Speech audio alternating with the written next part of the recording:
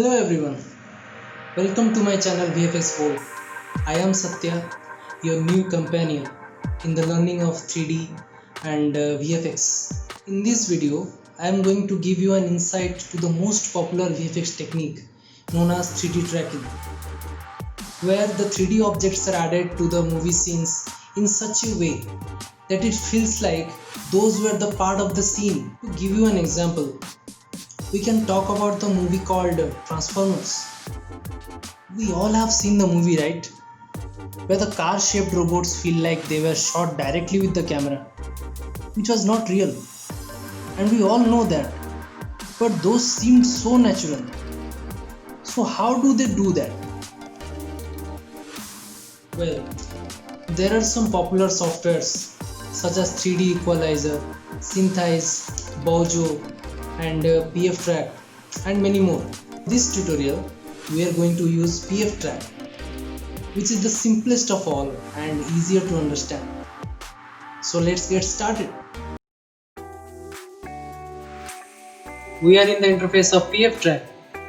Before starting anything, we will first create a project, name it, and set a path.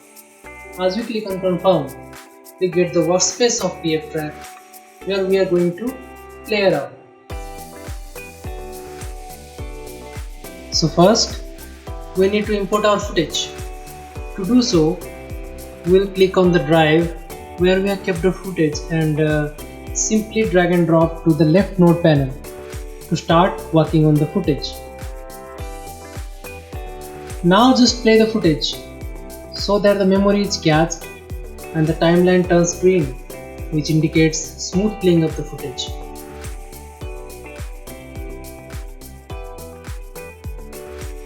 That was great, as we have already completed our first step. Now it's time to start tracking.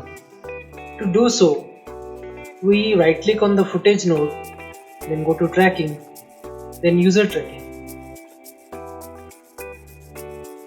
You can see now I am creating points on the footage and I am making sure that these points are contrasty enough to be distinguished by the camera. Basically, there is this track area and search area. Track area marks the pattern of the point we assign the tracker, and the search area searches the same pattern in the searching range. For better tracking, I am making sure that I take more than 3 to 4 points for better stability of our tracking. More tracking points, more better tracking. We have completed user tracking now, but we need a lot of tracking points for better accuracy. So let's do some auto tracking in which PFTrack automatically creates some tracking points. To do so, right click on the user tracking and select auto track. As we see, auto tracking menu brings some parameters with it such as candidate number, which is basically number of tracking points we want in the scene. Remember, more points, more stability of the scene. It is also eminent that all the tracking points will not track perfectly. So we set a value in the target number, which denotes the number of tracker we want to stay till the end of the tracking. I am setting my candidate number to 250 for more points and a target number to 180 to return an equivalent points at the end. Click on the preview checkbox to show the tracking points. I will set my search mode for better speed here. Then click on auto tracking. Now I will pause my video as it is gonna take some moment. So the auto tracking has been completed and we can see that how beautifully our video has been tracked. So now we have completed our step 2. So we will continue to step 3, which is camera solving. We will right click on auto tracking and select solve camera solver, which will create a virtual camera for us. After we have clicked on camera solver, we will see a grid. As we play the video now, we will see nothing is happening as we haven't solved our camera yet. To do that, we simply click on solve all and wait for a few seconds, and boom, our camera is solved. And now we see that our grid has been sticked to the video and moving seamlessly with it. But we need to set it at an origin point so that it sits at that point.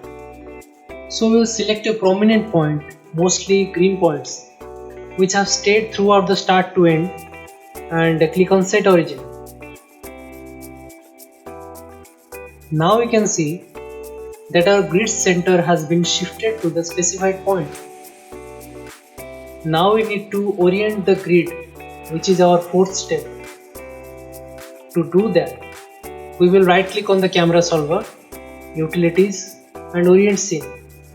In the orient scene settings, we need to click on edit mode, translate or rotate or fly, or any one of them to orient as per our ground.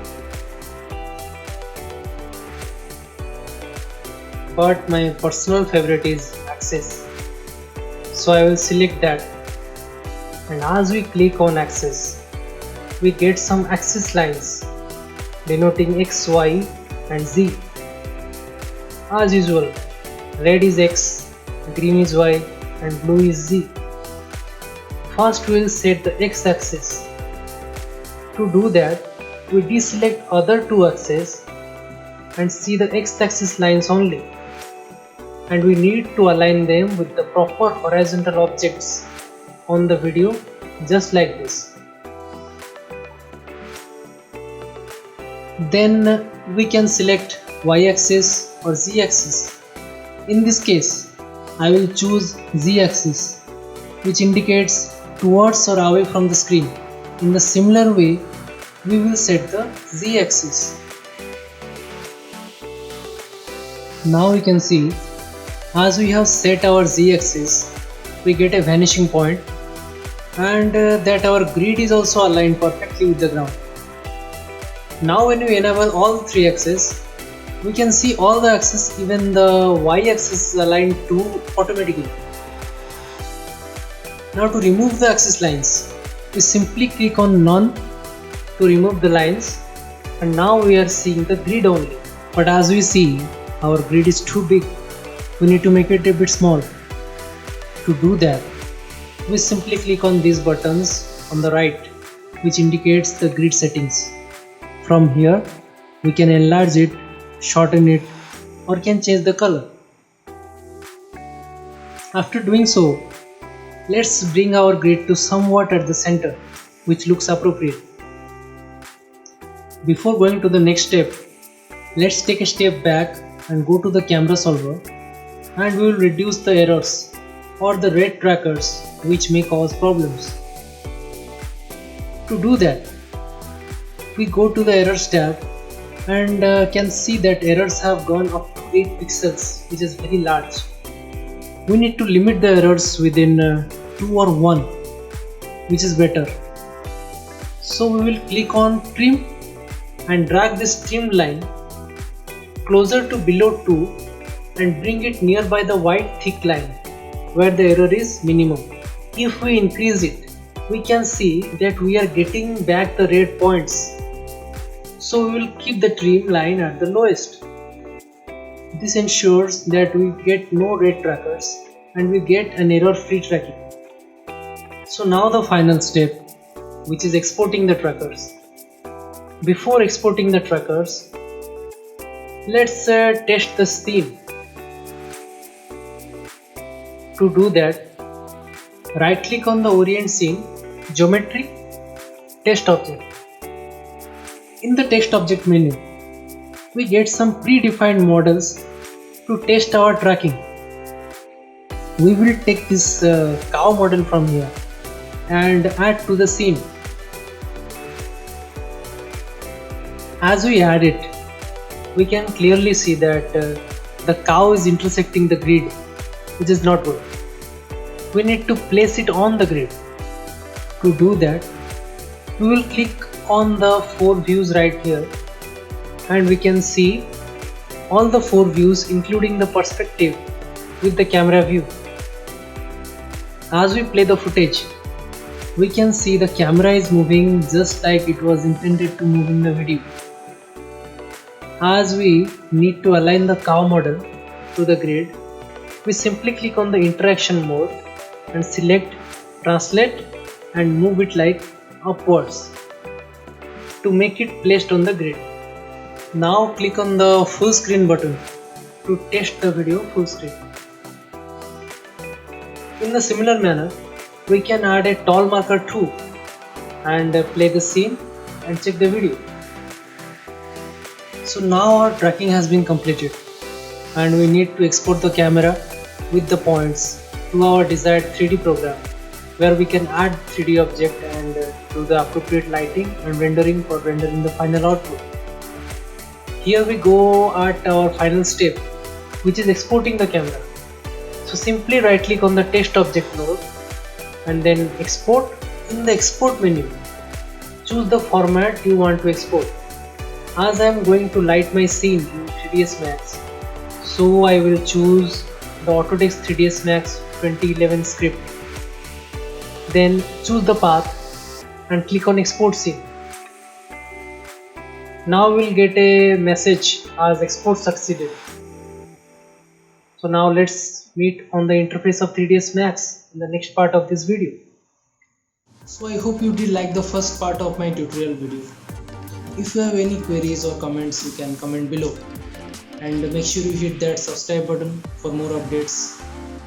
So meet you in my next video.